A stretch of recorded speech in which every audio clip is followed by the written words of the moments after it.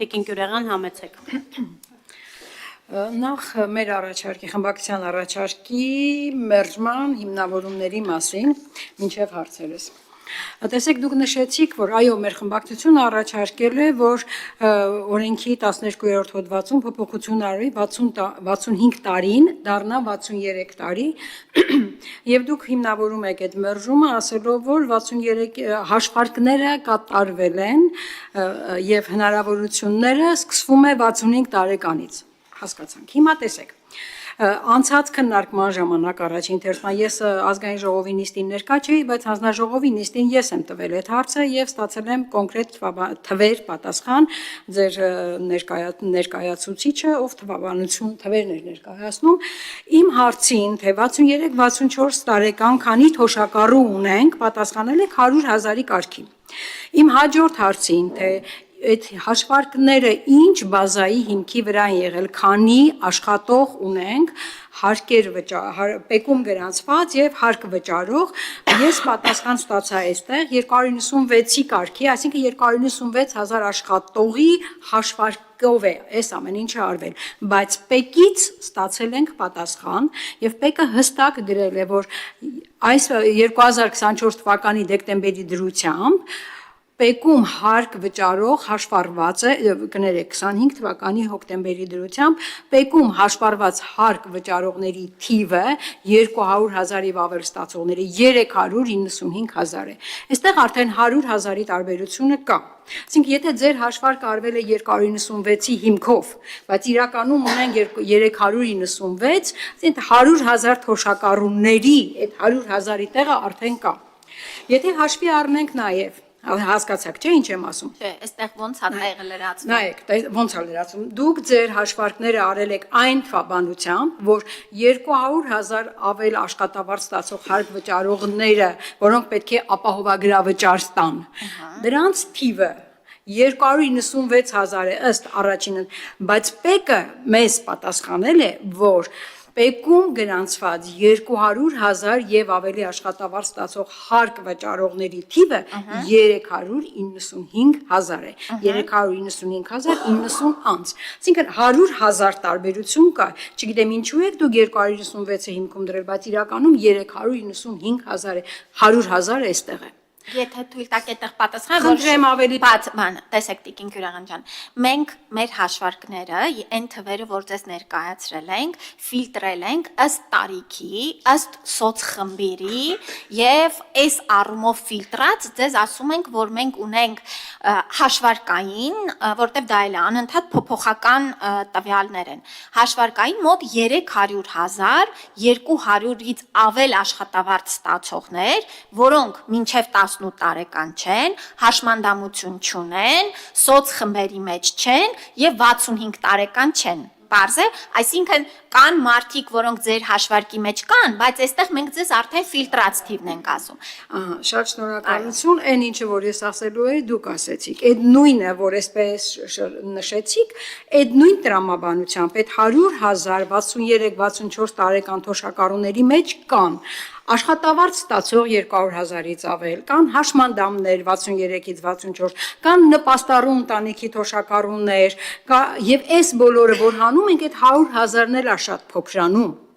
Այսինքն այնպես չի, որ այդ 100,000-ը մաքուր 100,000 էլ մնում է, ինչպես դուք այնտեղ եք անել, այստեղ էլ որ անեք։ Ճիշտ եք ասում, այո, ինքը կարող է նվազել։ Եվ ես ձեզ անցած անգամ խնդրեցի, որ մոտավորապես ներկայացնեք, այ ինչ համնում տակը, հա, այդ ամեն ինչը հանելուց հետո քանի թոշակառուի մասին է խոսքը, ոնց որ թե չեք ներկայացրել, դրա համար չէ։ Հարգելի գործընկերներ, խնդրում եմ իրար հետ խոսալուց խոսափողները անջատեք, որպեսզի բայց անցած անգամ ասեց 100,000 մարդ, եթե ես չեմ սխալվում։ Տիկին Հունանյան, խնդրում եմ մի շփոթեք, իմ ասած ուրիշ բան է, ես ասեցի այդ 100,000-ից ինչքան կարող ենք անել, որպես նպաստառու, որպես 200,000 եւ ավել աշխատավարձ ստացող, որպես հաշմանդամ, այսինքն այդ 100,000 թոշակառուների մի մասը արդեն մտնում են այս սոցիալական խմբերի մեջ, որոնք նախատեսված են։ Այսինքն տակը ավելի քիչ թիվ է մնում, որոնք կարող էին։ Լավ, այս մեկ եւ այնպես որ ես այդ թիվն էի ուզում ճշտել, ես կխնդրեմ գոնե ազգային ժողովի նիստի ժամանակ այդ թիվը ներկայացնել, որ հասկանանք, լիագումարին դա ներկայացնենք։ Եվ ըստ էության տակը ինչքան գումար է, այսինքն ինչքանի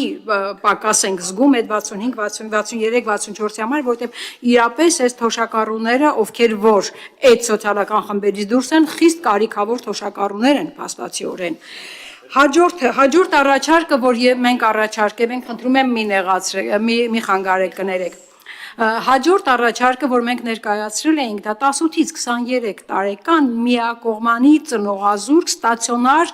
առկա ուսուցման ուսանողներն էին։ Տեսեք, դուք առաջարկել եք այդ խմբի մեջ միայն երկկողմանի ծնողազուրկներ եւ ասեմ այնտեղ մի խմբագրական բան երևի պետքա նաեւ այդ փոփոխությունների մեջ ներկայացնեք, դուք գրել եք ձևակերպումը առանց ծնողական խնամքի մնացած մինչեւ 26 տարեկան առկա։ Օրենքում այդ ձևակերպումը մինչեւ 23 տարեկան է։ Մենք չենք կարող մինչև 26 տարեկան այդ տերմինաբանությունը օգտագործել մինչև 26-ի համար։ Ես դրա համար մեր առաջարկի մեջ գրել եմ, տեսեք, միակողմանի ծնողազուրկ 18-ից 23 եւ երկկողմանի ծնողազուրկ մինչեւ 26 տարեկան առկա ուսուցմամբ, որովհետեւ 23-ից 26-ին առանց ծնողական խնամքի մնացած անձանց այդ տերմինները չեն վերաբերվում, օրենքում ֆիքսած է 18-ից 23-ը։ Հիմա այս թվերը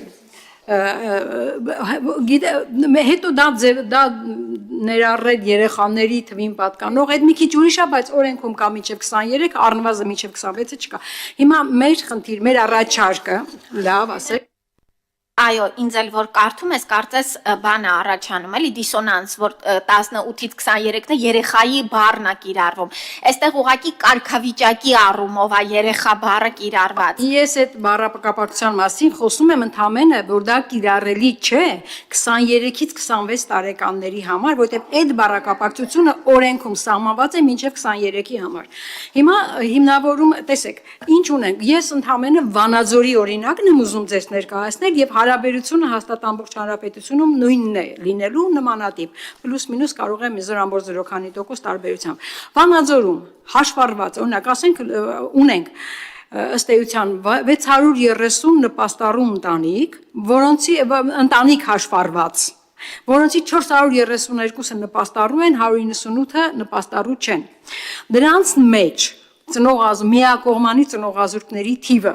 82-ն է, որոնցից 73-ը նպաստառու ընտանիքների ու ծնողազուրկ ուսանողներ են։ Ընդամենը 9-ն են, որ նպաստառու ընտանիքից չեն։ Եվ ուսանող ծնողազուրկ այդ միակողմանի ծնողազուրկների թիվը 38-ն է, որից 35-ը արդեն նպաստառու ընտանիք են եւ ընդամենը 3-ն են, որ միակողմանի ծնողազուրկ ուսանող են, բայց նպաստառու չեն, ասածս ինչն է, որ տեսեք, ամբողջ Վանաձորում խոսքը գնում է 3, 4, 5 ուսանողի մասին միակողմանի ծնողազուրկ եւ նույն հարաբերությամբ դա ամբողջ հանրապետությունում է, բայց միակողմանի ծնողազուրկը, որը ոչ որտեւ հիմնականում միակողմանի ծնողազուրկ ուսանող երեխաների ընտանիքները արդեն հաշվառված են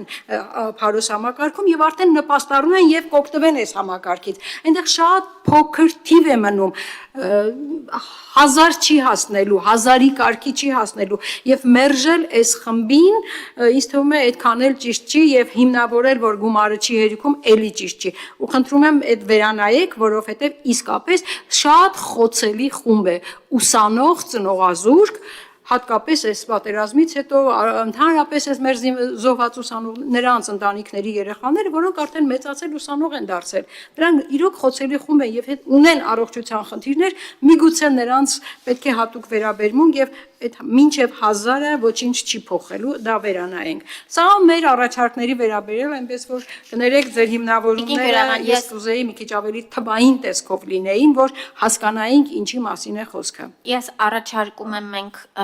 ուրեմն մի հատ եւս այն ինչ որ դուք այսպես ուսումնասիրություն արել եք եւս աշխատանքային կարգով էլի փոխանցեք միասին բանի մեջ կլինենք։